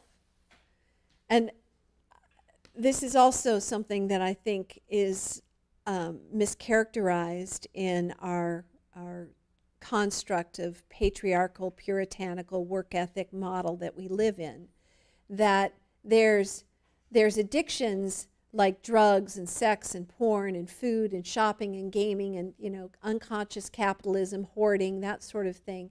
And we look at those with shame and blame, and we label them as bad. But on the other end of the spectrum, we celebrate and lionize people who are workaholics and overachievers and super parents and superhuman. They achieve body perfection, all the ways that they alter their state by showing up in such a big way in the world to really, in a sense, mask what's hurting inside themselves. And on the left side of the spectrum, we're filling the emptiness. On the right side of the spectrum, we're masking the emptiness, and both of those are coping strategies. But in our society, we reward people who work 70 hours a week. And you and I had a conversation a couple months ago about you were feeling some of that colonization of your mind because you were now in a place where you could create some spaciousness for you to explore some new avenues, but the old sort of workaholic, your old construct was bleeding into the current moment. You want to say something about that? Yeah, it's like when you experience success, and then you give yourself some space. After a while of taking time off, then you're like, well, my experience was, I'm not adding value to the world. I should be getting a check in. I should be having other check boxes to go, yes. Yes. I feel good about myself. It's that high achieving, the high functioning piece. Yeah. It's interesting. I've never looked at it like that as not awesome, because that's where we're being led to. It's like that's what we're supposed to do. We're supposed to have good habits, not just good habits, the best habits. The best. And so it's always the trajectory. It's the metric that we're trying to get higher and higher. But what you said earlier, the word enough. What if enough was actually on a chart? I never considered that. So this is the colonization of our minds that, if you think about how the patriarchy, and that word has a masculine attachment. I want to break that attachment right here and now. It's really more about sort of, it's a mindset of fear. It's a mindset of scarcity. That when you come from a scarcity mindset, you believe that your safety and security is in power. And that power is organized around wealth, around status, around achievement. And so we take people on the left end of the spectrum who are in low functioning, pain relieving aspects of addiction. Like if you read Gabor Mate's work on addiction, he says you ask an addict how they, why do they take the drugs, and they go into all the shame-based responses of I don't have no willpower or this or that, and he goes, no, what does it do for you? And they say, I feel normal, I feel at ease. Note the word ease. Now it has an escalating downward path to that, but he says just recognizing that they are trying to ease a wound in themselves, to, salve that gap between themselves and how they're showing up in the world, that piece of themselves that they had to trade for their well-being, probably at the time of their original wound. 90% of people who have an addiction have some kind of demonstrable abuse in their background. And I would argue that there's a demonstrable abuse in the high-functioning mania background as well. There's a different story that we were told about our worthiness in the world. We had to be and act and do a certain thing. And so I offer this map for your own internal conversation, because it is one where we've all externalized our well-being to something outside of ourselves, right? We've got a bias against our own healing process when we look at our high-functioning mania as appropriate, but low-functioning addictions as something shameful. And so just, we're all just coping is the bottom line. We are all just doing the best we can with where we are, given the setting of our video game journey that we're on. We landed and now we're here, and we are figuring out what the backdoor hack is to this game. This is the jump from one level to the next. And sometimes you had to, keep doing it over and over and over again until you finally figured out how to flick the buttons just right to get to the next level. I'm not a video gamer, but I've watched enough people go into a mania around solving to the next level. We're in that kind of a mania right now, where there is such a tension, of a transformational tension between the caterpillar and the butterfly, and there's room, John Wayne, to just sit and hold that tension and not run away from it. And that's a healing conversation we need to be having with each other. What does enough look like? Do we really need to have all the stuff that we have? Our economy drives that compulsion. It's interesting, a scarcity economy drives an overabundance for some and a lack for others. So we're going to have a dance with enough. What does it look like? And the other thing about this underlying pathology, if you will, to the human condition is that our addiction to certainty leads to supremacy. And so an addiction to certainty is as sure as any of those other addictions here of workaholism and overachiever, that we believe in that moment that that is how we survive. Certainty is tied to survival. It's how we navigate uncertainty. And so do we navigate it from a place of ease or control?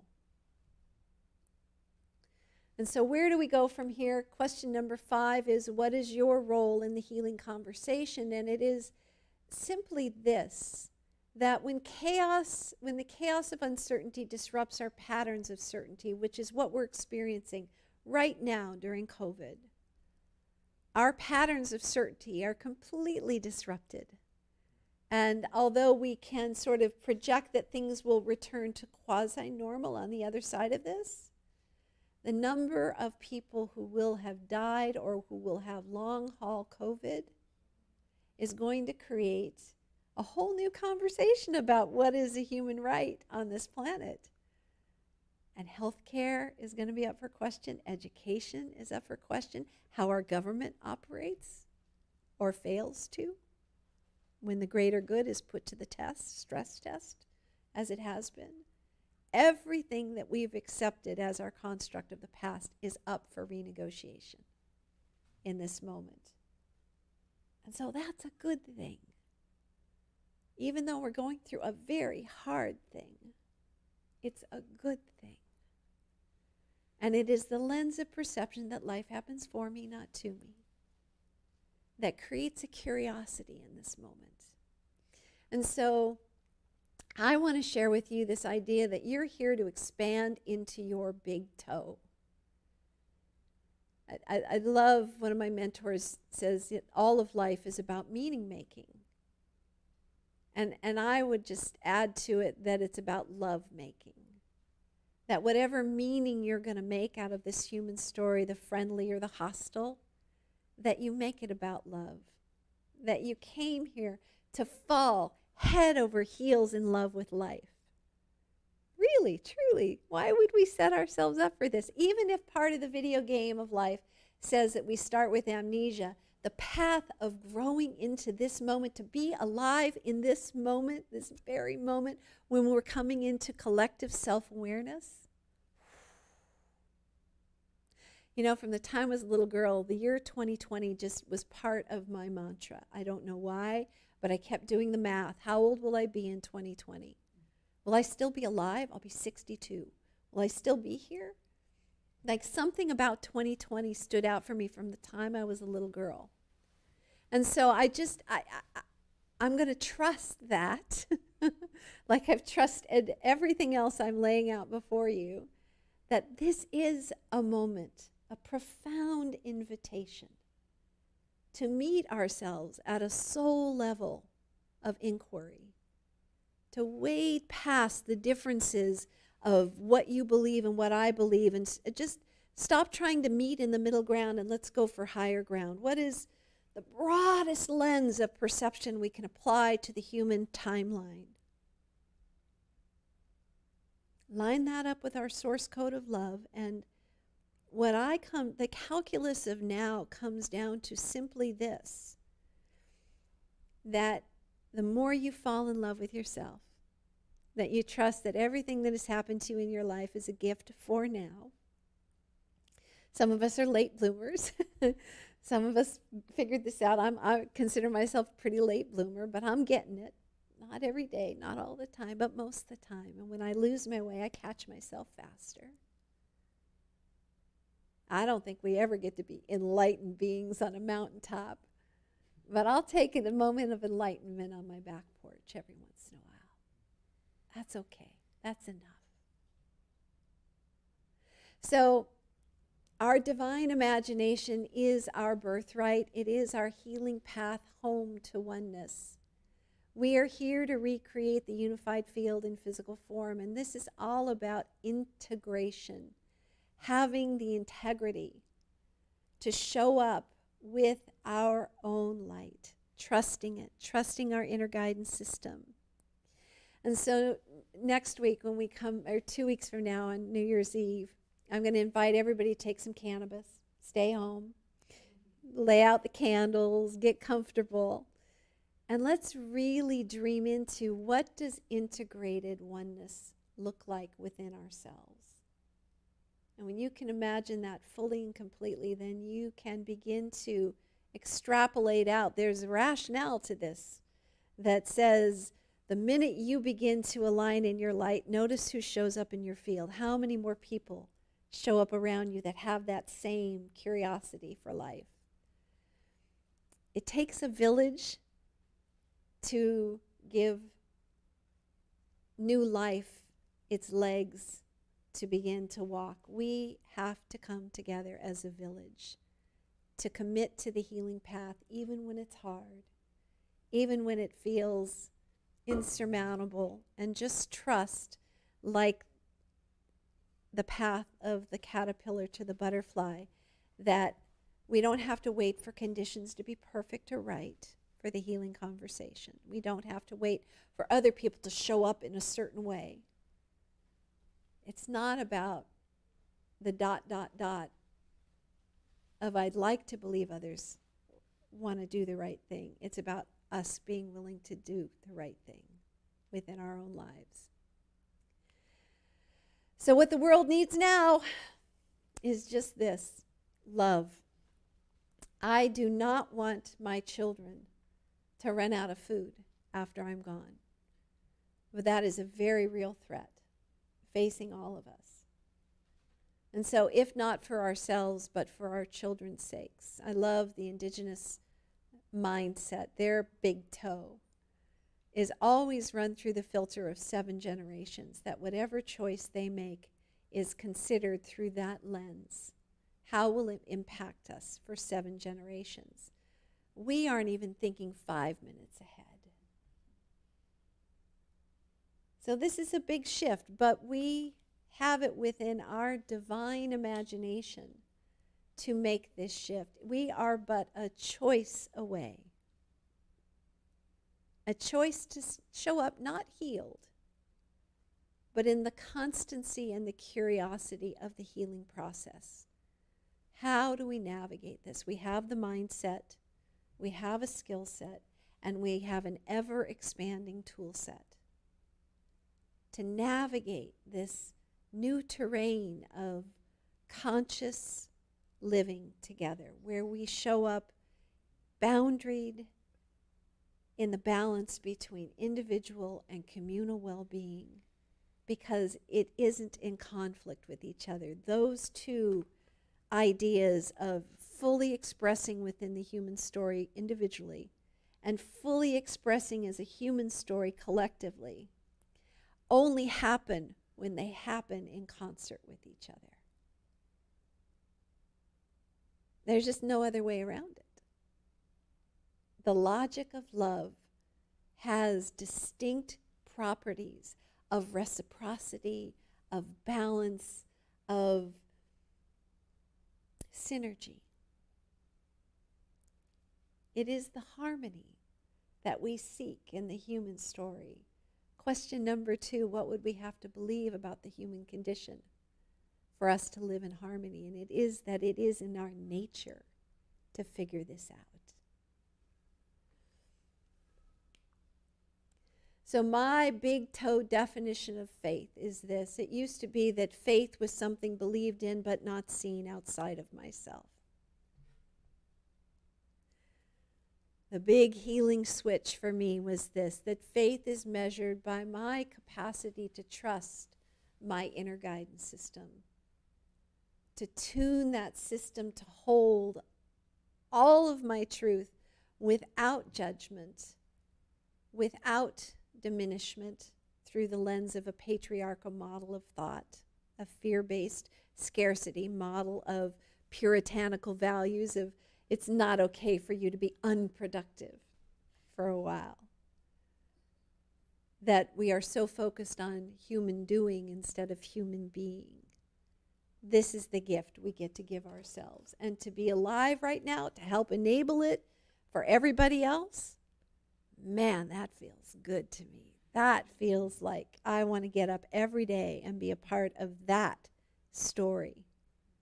Because every bit of this is about storytelling. The stories we tell ourselves, the stories we believe about each other are all up for question right now. Because the one story we're telling ourselves right now does not have a happy ending. I want us to tell a different story. So this is kind of a closing read here, and it's small print, so I'm going to go in. It says, when you're out of your depth, deep, deep down the well is where you've fallen, deep in the belly of the whale, deep along the road of trials, deep into the heart of darkness, good. For depth is where your psyche craves to be. Soul is a strange fish indeed, like one of those translucent, luminescent creatures of the ocean's dark ravines. If you want to return to the bottom of your ocean, however, you have to sink, to surrender to life's gravity like a stone, whilst too much doing is hot air balloon that always ferries the psyche to life's surface. The simple and unavoidable weight of your own being will carry you straight to the depths. Such are the physics of the soul. It's a process of drowning into yourself rather than swimming against the tide of your own soulful gravity. Don't you just love that? I'll read that one again. It's the process of drowning into yourself rather than swimming against the tide of your own soulful gravity. No, you can't do surrender in order to do being, we must surrender our doing. We must become undone. And for that, sweet suffering is the surest medicine. The reason suffering has been deliberately courted like a lover in the initiations that have spanned history's broad back is simple. Suffering is the surest way to unfurl the fist of the mind. For it is the mind, it is mind that jealously grips the identities we've outgrown like a cicada shell. To grow is to suffer, but to be initiated is to suffer the soul's growing pains willingly. To consent willingly.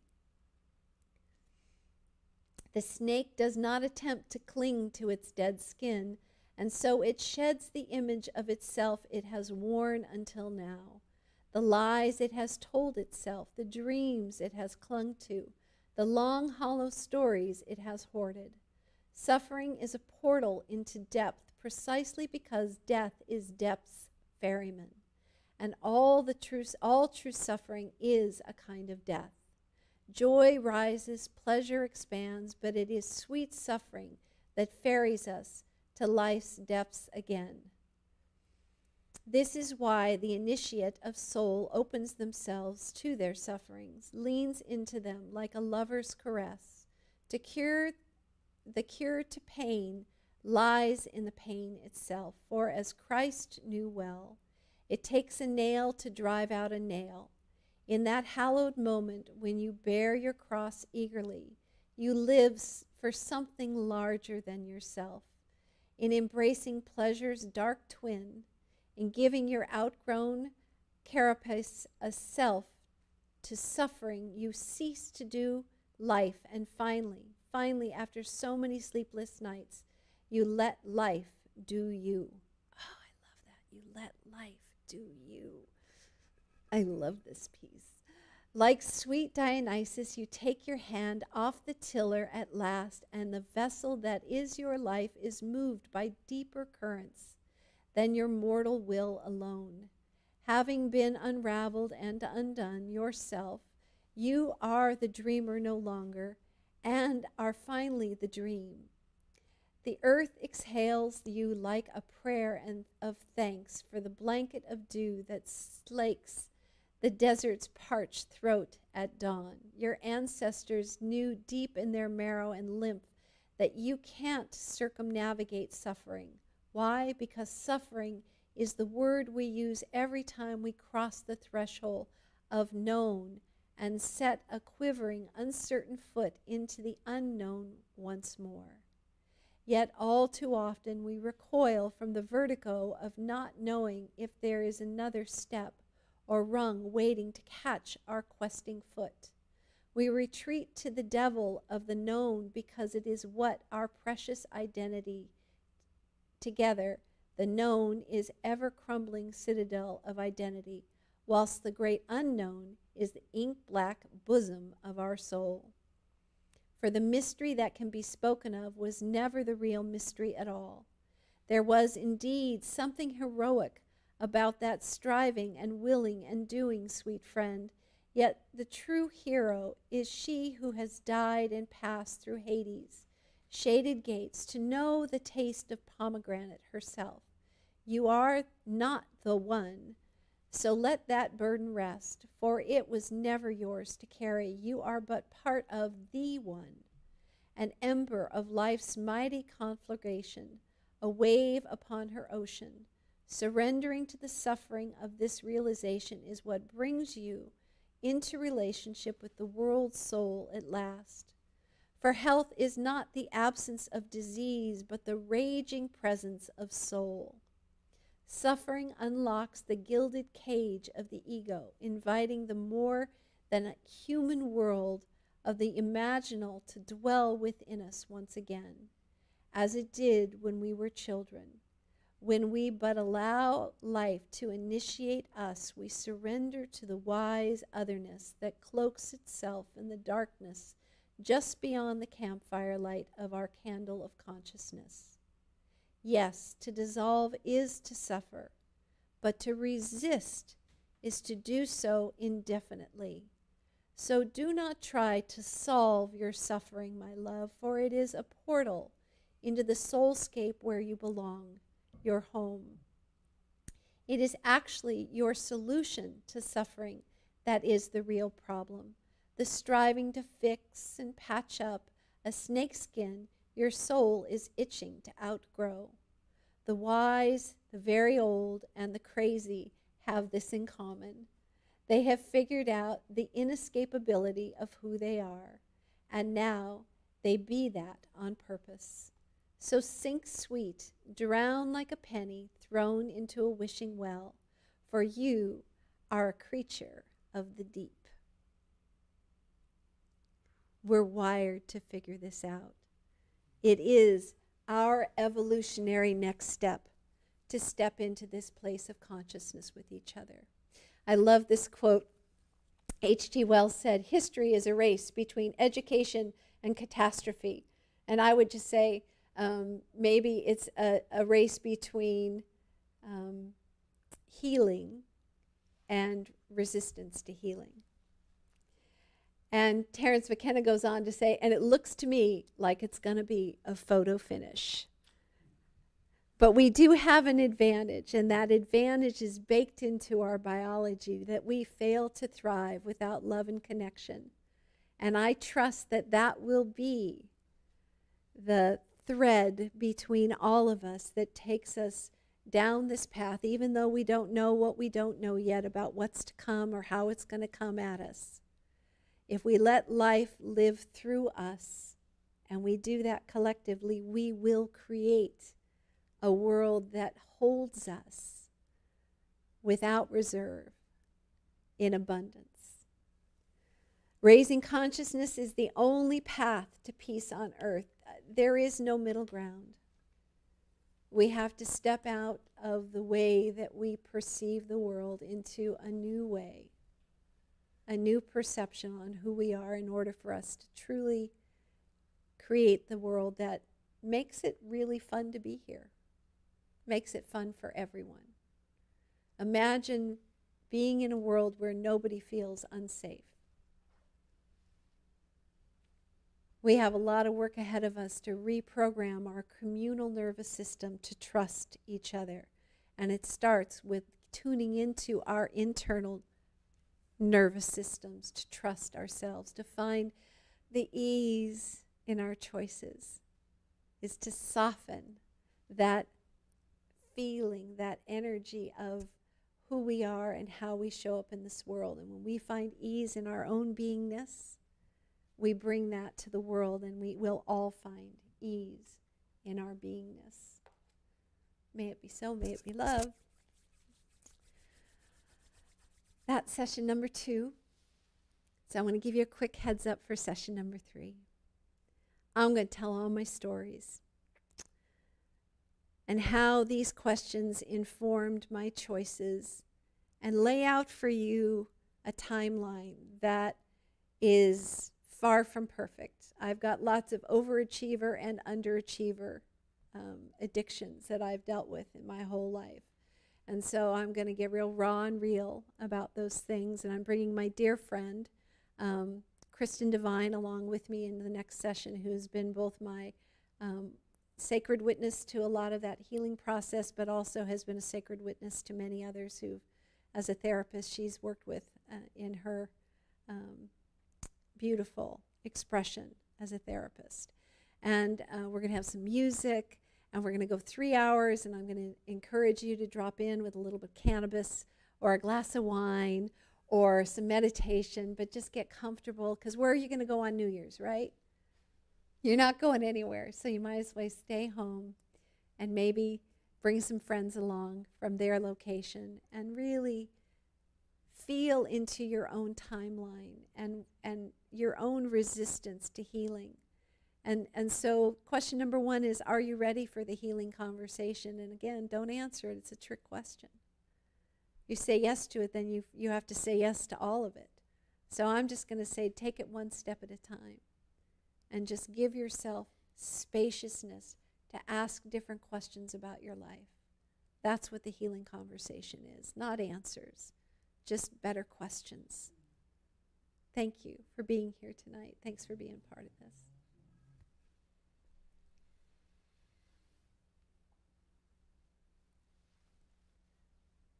And we're out.